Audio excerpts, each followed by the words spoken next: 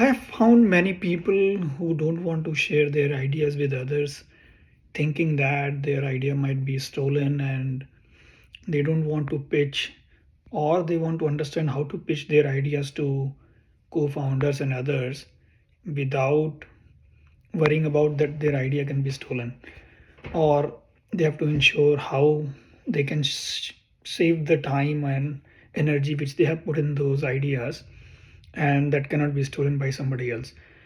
In my opinion, this question is great, by the way, but this question becomes absolutely irrelevant if you don't execute your ideas. Hey guys, welcome to Money Mindset and More. And today I'm going to cover these questions in 3-4 parts, and probably you can explore if these points are very much applicable to you or not. You can definitely ensure safety for your ideas. There are multiple ways, and you can start with sharing only the part of the solution. You can share the entire problem, the impact of your solution, and part of your solution.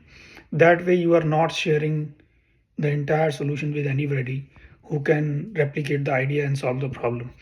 That is one way to do that. Probably something you might have seen, companies like Airbnb or Uber, they have started with very small half part of the solution, and then they executed it. Later on they have expanded so much uh, in different areas and different sub application categories and things like that. You can also let other people sign NDA, non disclosure agreements. So, your co founders, partners, even friends and family, if you want to share, they can sign that. None of the investor will sign the NDA for sure. If you want to go to a VC or an angel investor, they might not sign an NDA. So then it's your call whether you want to present your idea or not.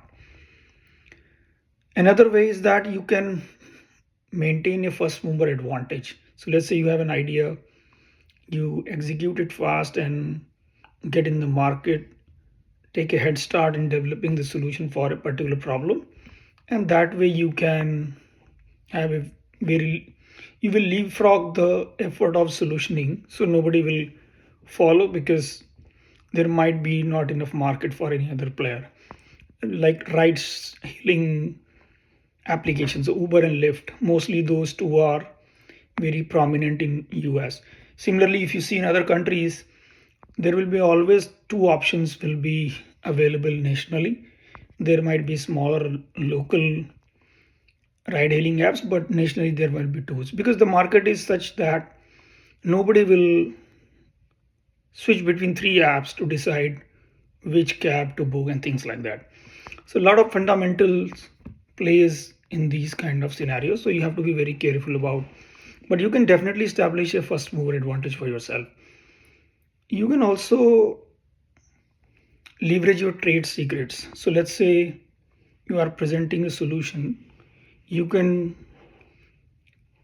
not you choose not to share certain parts of those solutions which might be trade secret for you.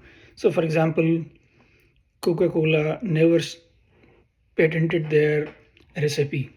They never shared their recipe.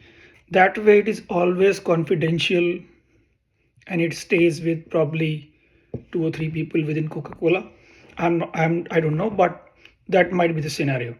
So that is another way you can, let's say it is your algorithm, your process, or any specific technology. You can make those parts confidential for yourself. Like TikTok has algorithm which is very unique. Nobody knows about that except probably 20 or 30 engineers in China. So that can be another way of doing it. Another way is you can file a patent for your product or services.